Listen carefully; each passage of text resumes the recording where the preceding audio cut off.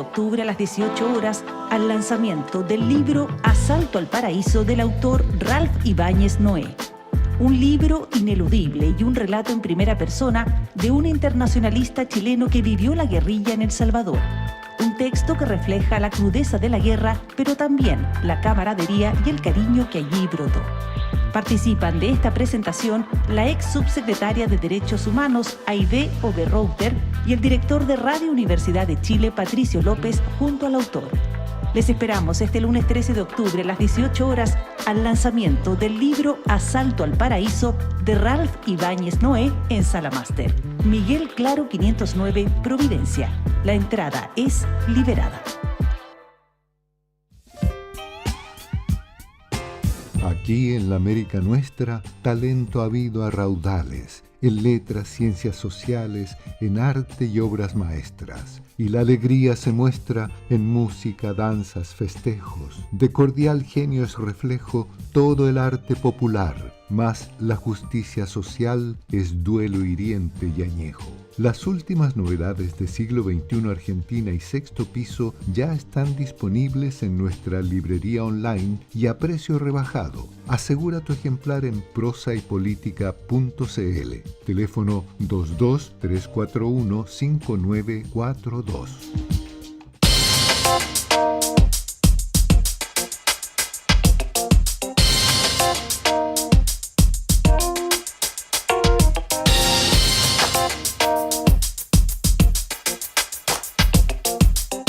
Y estamos ya de vuelta en Política en Vivo y vamos a tener el gusto de compartir esta segunda parte de nuestro programa con la economista de nuestra Universidad de Chile, investigadora horizontal, que fuera secretaria general, subsecretaria de la Mujer y Equidad de Género en el segundo gobierno del presidente Sebastián Piñera, que también forma parte del comando de Evelyn Matei, María José Abud.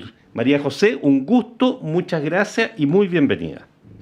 Muchas gracias a ustedes. Hola Felipe, hola Yasna, muchas gracias por la invitación. No, el agradecimiento es nuestro. Fíjate que aprovechando tu experiencia en los temas de género, te quiero preguntar por la resolución que ha dado la libertad condicional al agresor de Nabila Rifo, que fue apelada por el gobierno, pero que ha causado bastante conmoción. Esto se debe básicamente a que fue calificado por la Corte Suprema como delito de lesiones graves y no como femicidio frustrado, que es lo que resolvió el Tribunal Oral. Mira, yo creo que acá lo que hay que, en línea con lo que ha señalado el Ministerio de la Mujer, lo primero es determinar si existió una falla de servicio, ¿cierto? Y también... Te estamos escuchando, María José Abud. Estamos en contacto con... Ahí perdimos el contacto con ella, parece. Sí, fíjate que hay además a propósito de lo que tú estás planteando, Yanna, hay un punto ahí, tiene que ver con la notificación a la víctima de que su victimario había pedido ¿cómo se llama? Este beneficio carcelario, que aparentemente no fue notificada y que por lo tanto no acudió a sus descargos, digamos, o a solicitar o a oponerse a esto, cosa que debió haber sido. Hay un tema también con el Servicio Nacional de la Mujer, que no tenía el patrocinio legal para hacer esa tarea. Hay un tema sistémico ahí también de falla, y por supuesto lo que más llama la atención es el que no se haya estimado por parte de esta comisión que se hace cargo de revisar, ¿no es cierto?, las peticiones. Fueron 35 peticiones y se aceptaron 21 en la zona de Coyhaique, y que, como ya decíamos delante, está conformada por un ministro de Corte y por 4 jueces que revisa esto. El informe que entregó Gendarmería, que si bien no es vinculante, era muy claramente negativo a que se le diera este beneficio a este agresor. Entonces, es muy extraño todo. Dicho, no es vinculante, normalmente es como sí, bien una pero recomendación. el informe técnico, y además hay como una recomendación. Sí, suele acogerse. Sí, claro, porque lo otro es pura... en los casos controvertidos justamente no se ha realizado. Pero además el contexto social y criminal en el que esto se produce es particularmente preocupante, porque en el último año, que cerró con la estadística, me refiero a 2024, los homicidios frustrados a mujeres se triplicaron respecto de 10 años antes, y la curva es notoriamente ascendente, entonces más de 300 cuando eran 90 y tanto, cuando empezó la contabilidad y existió el femicidio, que es un delito que existe desde 2010, recién, y por lo tanto desde ahí es que se puede contar cuántas mujeres mueren a manos de hombres que las matan por el hecho de ser mujeres, no necesariamente sus parejas, que este sí es el caso. Sí. Entonces, alrededor de 40 femicidios consumados, pero más de 300 femicidio o 400 cerca de 400 femicidios frustrados. Oye, vamos a retomar el contacto con María José Abud. Ahora ¿tienes la línea abierta, María José? Sí, acá estoy, disculpa que se me fue internet. Mira, no sobre el caso que comentan, cierto, de Nabila Rifo, yo creo que acá lo más importante es que se pronuncie el servicio, ¿cierto? Y entender si acá existen responsabilidades institucionales y poder entender exactamente qué ocurrió. Lo que no puede pasar, cierto, es que quede una impunidad administrativa y que no se comprenda ahí cuál fue el rol del servicio en un caso tan delicado, cierto, y tan grave y de tanta connotación pública como ha sido el de Nabila Rifo. María José, ahora pasamos a tu sombrero como economista. Por el debate que se ha producido a propósito de la propuesta de José Antonio Kast en orden a hacer un ajuste fiscal de 6.000 millones de dólares en un año 8 meses, que ha sido duramente criticado por el gobierno y más duramente criticado por Evelyn Matei. Pero nos surgía la duda de que en el programa ella plantea 2.000 millones de dólares de recorte al año. Claro, no son 6.000 en un año 8 meses, son 2.000 en 12 meses, pero durante cada uno de los años de su gobierno. Entonces, ¿eso qué tan viable es? Mira, a ver, yendo por parte, yo creo lo primero es que pensando en el contexto de la ley de presupuesto, que más allá que yo considero que no es una medida posible esto de recortar 6.000 millones, como ha dicho el candidato, en 6.000 millones de dólares, perdón, en 18 meses, sin duda no era el espacio, cierto, en la cadena nacional del presupuesto para levantar este tema. Yo creo que ahí fue un error de parte del presidente usar este momento para hacer este punto político, ¿cierto?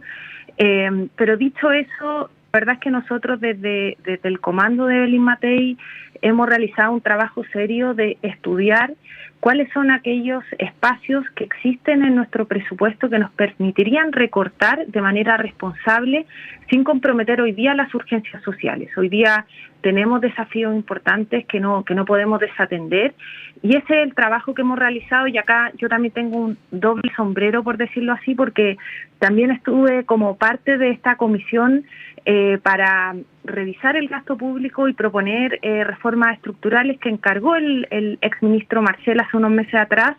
Me tocó participar en ese grupo y nosotros en la misma línea de lo que se propone en el programa Matei llegamos a un monto de un recorte aproximado que se podría hacer en torno a los 2.000 millones de dólares en un horizonte de tiempo de mediano y largo plazo. Por tanto, a mí me parece que es una responsabilidad del CAF y de su equipo el poder transparentar a la ciudadanía cómo van a recortar.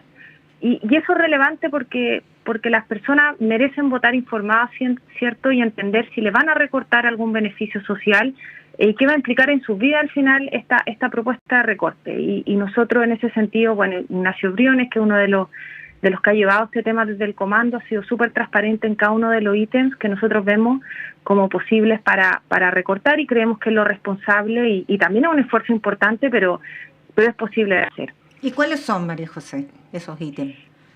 Mira, entre los ítems, primero, Grandes rasgos, bueno, hay lo primero, el mal uso de licencia médica en el Estado. Ahí tenemos un espacio importante para usar mejor nuestros recursos, ¿cierto? A través de esta investigación que hizo la Contraloría, nosotros hemos podido detectar irregularidades que existen, y creemos que todavía hay mucho espacio de identificar ahí mal uso de los recursos de todos los chilenos. Entonces ahí hay un ítem importante. Después, por ejemplo, nosotros creemos que es posible reducir un grupo importante de programas sociales, que ahí quizás no está el grueso como se piensa de ahorro fiscal, pero sí nos permite eficientar el gasto y también ahí poder hacer un recorte importante. También, por ejemplo, en el área de educación, ¿cierto? La misma gratuidad, hay espacios para atajarla, para que efectivamente aquellos estudiantes que califican según nuestro registro social de hogares y el FUAS, que es el instrumento que se usa, sean los que reciban este beneficio. Y así sucesivamente, es decir, hay un grupo de medidas que nos permitirían llegar a esos 2.000 millones y nuevamente sin al final comprometer hoy día el accionar del Estado y sin comprometer hoy día las grandes urgencias sociales. Me queda la duda, María José, si cuando hablan de 2.000 millones, yo he escuchado que, como en dos versiones, 2.000 millones en un horizonte que no está definido y 2.000 millones cada año. ¿Cuál es la propuesta en realidad? Nosotros creemos que podemos anualmente ir recortando 2.000 millones de forma permanente. Al final, si uno piensa, uno puede atajar el presupuesto de dos formas, ¿cierto? Con medidas de contención de gasto y con ahorro fiscal propiamente tal. Nuestra propuesta es ahorro de 2.000 millones, que es un ahorro permanente, ¿cierto? Que al final se repite todos los años y permite todos los años ahorrar, que algo no trivial, ¿no? Porque hay ahorros. ¿Y ese ahorro cómo lo haces? Porque no es menor, ¿eh? 2.000 millones cada año. Es que al final se hace con medidas administrativas y también con medidas legislativas que permiten hacer reformas estructurales. Y acá quizás un elemento clave para que esta agenda funcione, ¿cierto? Es considerar que nuestro gasto público, nuestro presupuesto es en mayor parte rígido, es decir, requiere la mayoría del presupuesto, alrededor del 70%, un poco más, pasar por el Congreso. Entonces, también el avanzar en esta agenda requiere de ponernos de acuerdo, de llegar a consensos, de lograr diálogo, y ahí nosotros creemos que nuestra candidata, que Evelyn Matei, hoy día es la mejor persona capacitada para avanzar en esos grandes acuerdos. Por ejemplo, nosotros entre las propuestas tenemos avanzar en modificar el estatuto administrativo, porque creemos que hoy día es injusto entre los mismos trabajadores, los funcionarios públicos, que existan distintas calidades jurídicas, ¿cierto? Tenemos los contratos, planta, honorarios, y deberíamos tender a un único sistema que al final premie a los trabajadores que tienen una vocación pública, que están en el Estado, y también que no permita muchas veces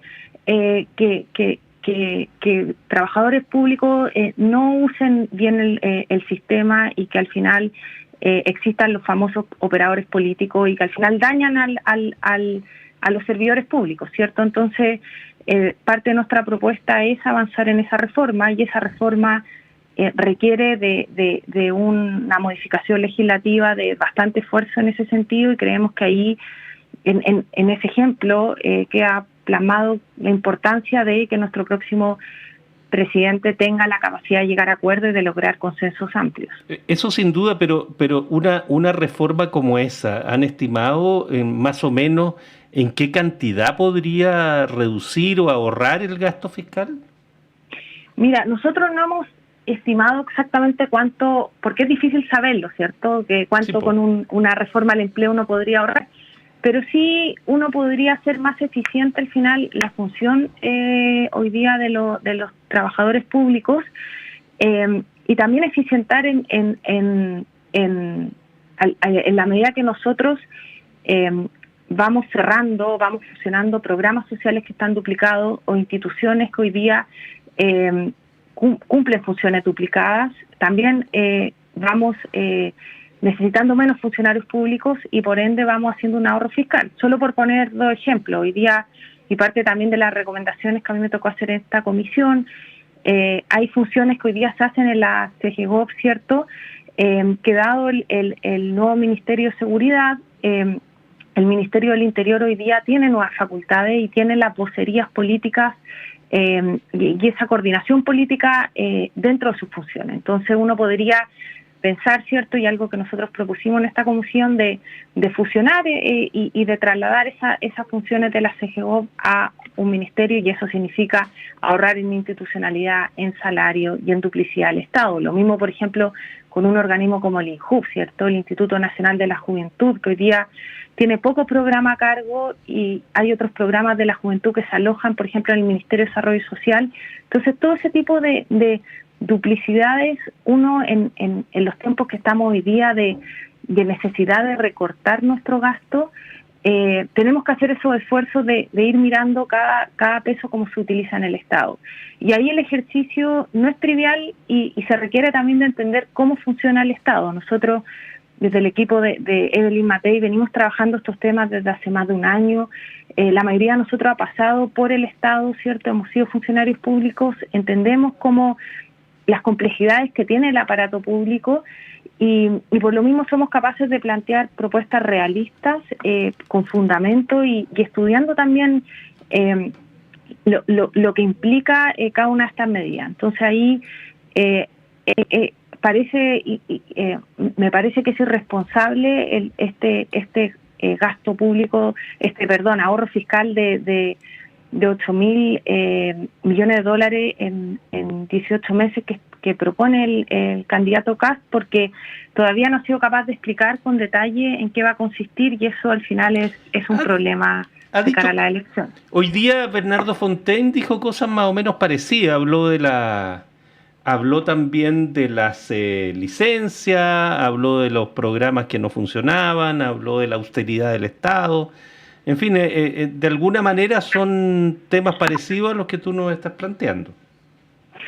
Sí, pero al final el monto que ellos llegan es 3 veces mayor del que nosotros estamos estimando. Entonces ahí es donde yo creo que en los temas estamos en la misma línea, ¿cierto? Pero no dan la cuenta de cómo llegan a ese número, ¿cierto? Entonces ahí uno dice, le van a meter mano a la PGU, le van a meter mano al gasto en educación. Ahí es donde uno entra a la pregunta y también el conocimiento del Estado. Yo escuchaba también que el candidato había dicho que habían al menos 100.000 empleados públicos que se podían desvincular, que eran operadores políticos, y la verdad es que la mayoría de ellos son municipales, ¿cierto? Son municipales, está el traslado de los SLEP, y si uno hila en ese número, son alrededor de 7.000 los funcionarios públicos que han aumentado en este gobierno del gobierno central.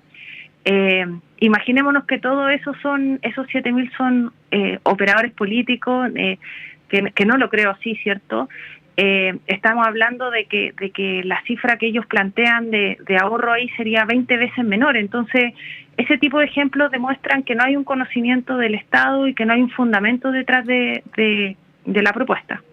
María José, nos quedan 2 minutos. Es una pregunta más complicada, y son las declaraciones que ha hecho hoy día Evelyn Matei respecto de el temor que siente en relación a la posibilidad de que se corra demasiado el cerco y los límites que pone la democracia si gobierna José Antonio Kast. Entonces, la pregunta que surge, ella ya apoyó a José Antonio Kast en la segunda vuelta presidencial de 2021 y también apoyó a republicanos y a su propuesta constitucional en el proceso del Consejo Constituyente, el segundo proceso.